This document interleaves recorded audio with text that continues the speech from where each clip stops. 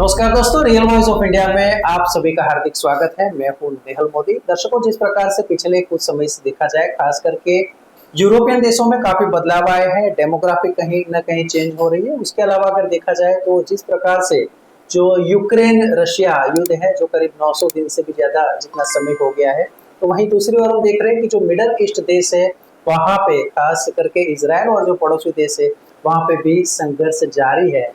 तो इस बीच खास करके यूरोपियन जो देश है उसमें अभी डेमोग्राफी चेंज हुई है, किस प्रकार से चेंज हुई है, तो उसी पे आज हम चर्चा करेंगे और उसका विश्व पे क्या असर पड़ेगा।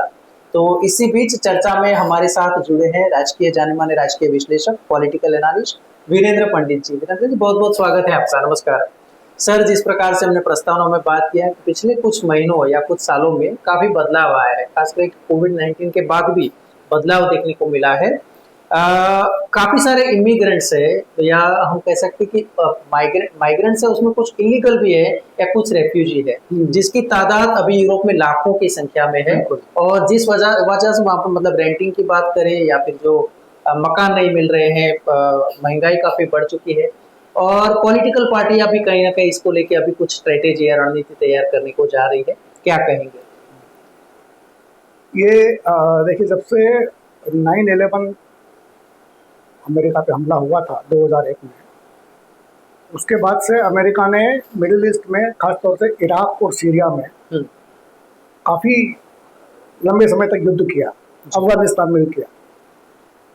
उसके कारण आने वाले कई सालों तक वहाँ से पहले जो युद्ध से परेशान थे वो लोग, और उसके बाद में उनके पीछे पीछे दूसरे लोग भी, ऐसे लाखों की संख्या में लोग यूरोप में चले गए, शरणार्थी बन गए। कुछ देशों में तो ये स्थिति हो गई कि जैसे बेल्जियम का एक शहर है, उसमें तो ये स्थिति हो गई कि वहाँ पे मुस्लिम ज़्यादा हो गए क्रिश्चियन से। अच्छा। और वहाँ के म्यूनिसिपल कॉर्पोरेशन पे उन्होंने वहाँ कब्जा कर लिया। एक खबर ये आई थी कुछ 2-3 साल पहले, और वहाँ पर शरिया लागू कर दिया। अच्छा। तो इसके कारण जो रिएक्शन हुआ यूरोप में, आप देखिए कि हजरत मोहम्मद के कार्टून की भी काफ़ी कंट्रोवर्सी हुई थी जी। Scandinavian country, Norway, Sweden, Denmark, Finland, इन सब देशों में। तो धीरे धीरे वहाँ पर जो इमिग्रेंट्स हैं, खासतौर से जो मुस्लिम्स आए हैं, उनके खिलाफ एक माहौल बनने लगा। और कई जगह पर यह हुआ कि जनसंख्या, जैसे आप देखिए हमारे यहाँ पर भी बंगाल में, झारखंड में, असम में ये समस्याएं आ रही है कि बांग्लादेश से जो लोग आए हैं उनके कारण लोकल जो पॉपुलेशन वो परेशान रहती है। वो समस्या वहाँ पर भी यूरोप में भी कई देशों में है वो। और उसका रिफ्लेक्शन 2 महीने पहले फ्रांस में दिखा, जब वहाँ पर जो फार राइटिस्ट पार्टी थी वो चुनाव जीतते जीतते रह गई।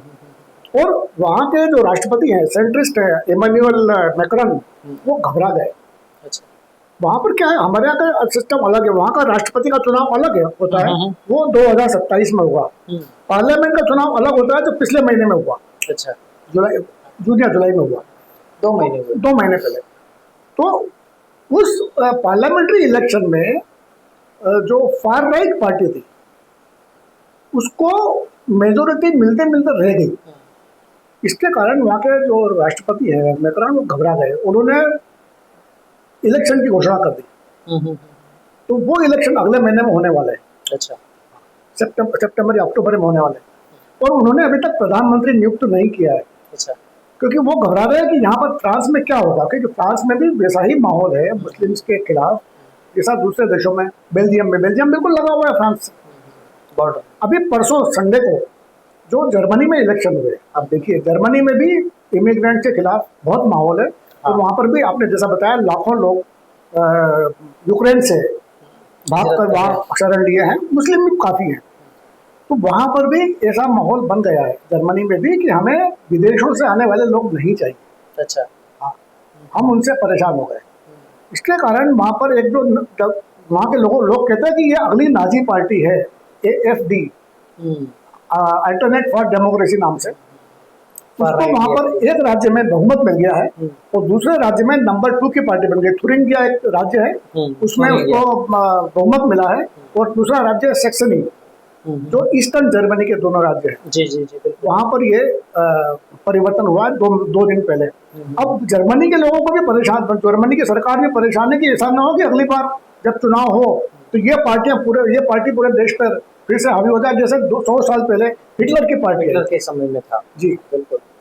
अच्छा सर, एक बात ये भी है कि ये जो बदलाव आए हैं, खास करके जब लाखों की तादाद में ये इमिग्रेंट्स जाते हैं तो वहाँ पे पॉलिसी भी फर्क पड़ती है, गवर्नमेंट पर भी उसका असर रहता है। इनकम डिस्ट्रीब्यूशन कैसे करें, उनका खाने की व्यवस्था, रहना, ये भी तो उतना दिक्कत है। तो उस प्रकार से आप कैसे देखते हैं? जैसे हाल ही में ऐसे ही कुछ रिफ्यूजी के लिए बात करें तो कनाडा में भी कुछ अभी स्ट्रिक्ट नियम करने को जा रहे हैं, तो यूरोप में उसका प्रभाव कैसे? और खास करके ये भी है कि एक जो कुल मिला के जो आंकड़े हैं, करीब 6 मिलियन जितने यूक्रेनियन हैं वो लोग भी वहाँ पे अभी माइग्रेट हो रहे हैं। यहाँ पे अभी युद्ध चालू है, इजराइल वाला जो मामला है, तो उसकी इम्पैक्ट क्या रहेगी? और वहाँ के लोग यानी यूरोप के जो ओरिजिन है वो लोग क्या सोच रहे हैं?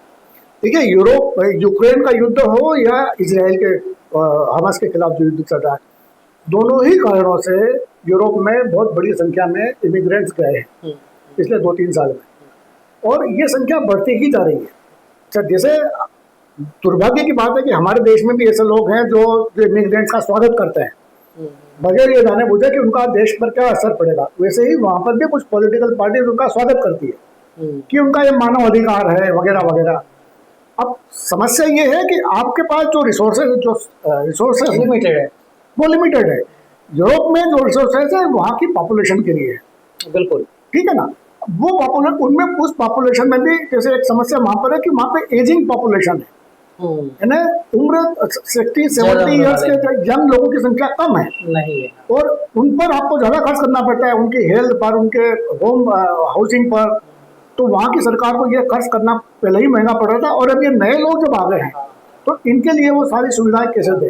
इम्बैलेंस हो गया, पॉपुलेशन इम्बैलेंस भी हुआ है और इकोनॉमिक इम्बैलेंस भी हुआ है। बिल्कुल जी, सही बात है सर। एक ये है कि जैसे आपने बताया ना कि जर्मन की जब बात करें तो वहाँ पे पूरा डेमोग्राफी चेंज हो रहा है। ब्रिटेन की बात करें तो ब्रिटेन में भी हाल ही में वही हिस्सा है, खास करके जो वहाँ के जो लोग हैं वो अब चाहते हैं कि कैसे भी करके अभी रिफ्यूजी हमारे यहाँ नहीं आने चाहिए, क्योंकि जिस प्रकार से वहाँ पे गैस सप्लाई में दिक्कत आ रही है, चार्जेस बढ़ रहे हैं, प्राइसेस बढ़ रहे हैं, हाउसिंग फैसिलिटी में अभी काफी दिक्कत। अब देखिए ब्रिटेन प्रकार से देखते हैं, ये 2-3 महीना पहले जो ब्रिटेन में चुनाव हुए, लेबर पार्टी के वहाँ पर विजय हुई है।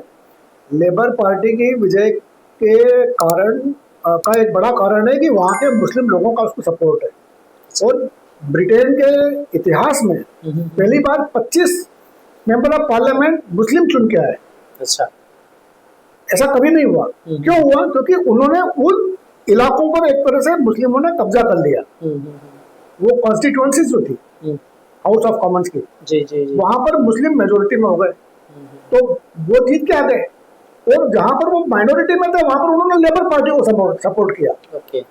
तो इस कारण लेबर पार्टी के गवर्नमेंट बन गई। अब समस्या उसके सामने वही आ रही है, ब्रिटेन के सामने, जो जर्मनी में आ रही है, सेम वो फ्रांस में आ रही है। क्योंकि एक बार आपने सरकार तो बना ली, लेकिन अगली सरकार आपकी बनेगी कि नहीं इसकी कोई गारंटी नहीं, बल्कि इसका रिएक्शन होता है। तो वो रिएक्शन अब देखिएगा अगले शायद ब्रिटेन के चुनाव में 4 साल बाद वो रिएक्शन सामने आएगा, और वहां पर फिर से कंजर्वेटिव पार्टी सत्ता में आ सकती है। अच्छा सर, जिस प्रकार से हम बात करते हैं, ये तो हमने बात किया यूरोपियन कंट्रीज और वहाँ पे जो डेमोग्राफिक चेंज हुआ है। भारत में भी देखा जाए तो जैसे आपने बताया कि जैसे आसाम की स्थिति है, झारखंड है, बंगाल की स्थिति है, जो मतलब काफी क्रिटिकल होने जा रही है। सरकार को ये सब मतलब कितनी दिक्कत वाला मामला हम कह सकते हैं, या सरकार उसमें क्या कर सकती है? देखिए, पॉलिटिकल पार्टी किसी भी देश में हो, भारत में हो, अमेरिका में हो, इंग्लैंड में हो, कहीं भी हो, उनका सबका नजरिया एक जैसा रहता है कि जैसे भी हो हमें वोट चाहिए। देश की कितनी भी दुर्गति हो जाए हमें उससे कोई मतलब नहीं। वो चीज यहाँ पर भी हो रही है। कुछ पार्टियां जो उनका समर्थन कर रही है, जैसे आपने देखा कि अभी झारखंड में पूर्व मुख्यमंत्री चंपई सोरेन, उन्होंने तो खुल के कहा है कि तो झारखंड के कई इलाकों में बांग्लादेश से आए हुए मुस्लिम का मेजोरिटी हो गई है, आदिवासियों को जो हक है उनको छीन रहे हैं वगैरह वगैरह। आदिवासियों तो वही समस्या जो पहले बंगाल में थी या असम में थी, अब वो झारखंड में आ रही है। यही समस्या यूरोप में आ रही है, यही समस्या अमेरिका में है। अब देखिए, डोनाल्ड ट्रंप का एक बड़ा नारा है कि मैं इमिग्रेंट्स को यहाँ से निकाल दूंगा। जी, वो इमिग्रेंट्स कौन है? उनमें बहुत सारे लोग साउथ अमेरिका के हैं, लेकिन कई ऐसे भी हैं जो मुस्लिम देशों से गए हुए, इलीगल तरीके से वहां गए। हाँ, तभी तो मतलब बात करें मैक्सिको बॉर्डर हो या मैक्सिको बॉर्डर है, हाँ, इसीलिए तो सरकार ये प्रबंध वहाँ पे कर रही है। अच्छा, एक बात ये भी है कि जिस प्रकार से ये तो अभी का हाल है, पिछले करीब 5 साल की बात कर रहे हैं कि लाखों लोग माइग्रेंट हो रहे हैं, तो हिस्ट्री में अगर देखा जाए तो ऐसा सबसे ज्यादा माइग्रेशन हुआ था वो कब हुआ था? एक अगर मतलब 1947 इंडिया का तो जो हुआ था, तो देश का जो विभाजन हुआ वो तो है ही है, और उसके अलावा कौन कौन से थे उसकी भी थोड़ी दर्शकों को जानकारी है। देखिए, माइग्रेशन हमेशा से हर देश में होता है। इंटरनल माइग्रेशन भी होता है, जैसे अपना हम देखते हैं कि बंगाल से या बिहार के लोग आके अहमदाबाद में बसते हैं, गुजरात में बसते हैं, गुजरात के लोग अफ्रीका में बसते हैं या अमेरिका में बसते हैं। माइग्रेशन हमेशा होता है, लेकिन अभी तक जो माइग्रेशन होता था वो कामकाज के सिलसिले में होता था, एम्प्लॉयमेंट के लिए जाते थे। अभी अब क्या हो गया कि धर्म प्रचार के लिए भी होने लगा है। इन्हें आप देखिए कि कई लोग ऐसे हैं जो नाम देना ठीक नहीं है, लेकिन वो जब दूसरे देश में जाते हैं तो वो धर्म प्रचार के लिए जाते हैं। अच्छा। वहाँ के लोगों को कन्वर्ट करने के लिए जाते हैं ताकि वहाँ की डेमोग्राफी बदल दे। ये चिंता की बात है। तो माइग्रेंट्स पूरी दुनिया में हमेशा से होते आए हैं, हजारों साल से चलता है, और उन लोगों ने बड़ा रोल प्ले किया है वहाँ पे परिवर्तन लाने में। लेकिन अब जो समस्या आ रही है वो धर्म के आधार पर दुनिया 2 हिस्सों में बढ़ रही है। जी, तो उसके मतलब आगामी क्या मतलब परिणाम, या फिर विश्व को किस माहौल के लिए तैयार रहना पड़ेगा? अब जैसे आपने देखा जर्मनी का जो उदाहरण दिया है हमने, जर्मनी का जो उदाहरण है ये बिल्कुल वैसा ही है जैसे 100 साल पहले था। अच्छा। हिटलर के टाइम पर उस समय जो जैसे आज मुस्लिम्स दुनिया में बदनाम हो रहे हैं, वैसे वहां पर यहूदी बदनाम होते हैं। बिल्कुल, हाँ। परिवर्तन एक हुआ है कि यहूदियों के पास अपना कोई देश नहीं था, मुस्लिमों के पास 57 देश है। तो यूरोप में जो कुछ भी होगा, जो परिवर्तन होंगे, उसका रिफ्लेक्शन इन 57 देशों में होगा। अच्छा। रिएक्शन होगा। जबकि यहूदियों के साथ जो अत्याचार हुए थे उसका रिएक्शन मिडिल ईस्ट में नहीं हुआ, क्योंकि उस समय इजराइल नहीं था। बिल्कुल। तो ये फर्क है, और इसके कारण जो 100 साल पहले हुआ उससे कई गुना ज्यादा बड़ा रिएक्शन या कहे कि युद्ध की स्थिति आ सकती है। जैसे 1990 के दशक में एक अमेरिकन पॉलिटिकल साइंटिस्ट थे, उन्होंने एक थ्योरी दी थी, क्लैश ऑफ सिविलाइजेशंस। तो अभी वो स्थिति सामने आने लगी है। हाँ। कि सारे मुस्लिम्स एक तरफ, देखिए अभी रिसेंटली सऊदी अरब और ईरान भी मिल रहे हैं। जी, ऐसा पहले नहीं हुआ था। बिल्कुल। तो मतलब इजराइल की वजह से करीब आ रहे हैं। तो एक तरफ मुस्लिम एक हो रहे हैं, दूसरी तरफ क्रिश्चियन एक हो रहे हैं। ये बड़ा परिवर्तन है, और ये जो परिवर्तन है मतलब हम कह सकते हैं कि आगे कुछ बड़ा या फिर ज्यादा बदलाव आ सकता है, या फिर ऐसी उम्मीद है। पर हम आशा रखते हैं कि जो मतलब डेमोग्राफी है, जिस प्रकार से भी अगर ऐसे सडन होता है तो डेफिनेटली उसका बहुत असर पड़ेगा। तो वीरेंद्र जी, जिस प्रकार से आपने जानकारी दी, मुझे आशा है कि दर्शकों को भी ये वीडियो खास करके जो जानकारी दी है तो वो पसंद आएगा, और अगले हफ्ते फिर एक बार कोई नए विषय के साथ आपके साथ हम उपस्थित होंगे। जी, आपका बहुत बहुत धन्यवाद। तो दर्शकों, हम आशा रखते हैं कि आपका वीडियो आपको भी पसंद आया होगा। तो न्यूज, व्यूज और एनालिसिस के लिए आप देखते रहिए रियल वॉइस ऑफ इंडिया। नमस्कार।